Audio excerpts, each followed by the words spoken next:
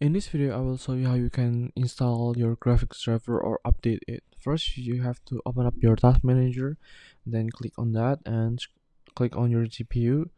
And you can see that my GPU is NVIDIA, so what I'm going to do here is search for NVIDIA driver download and click on the newest one, on the top one.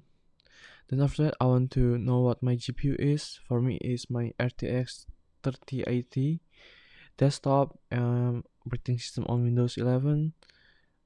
um, to check your operating system, you can click on what I'm clicking there and search for WinVer, WinVer, and click enter on that so you can see what operating system you are on right now.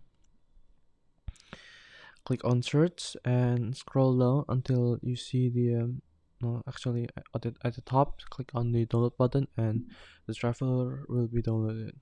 And after this, you just have to open the installer app and click on next, or you can just follow me here as I'm downloading the file right now, and then I will show you how you can install your driver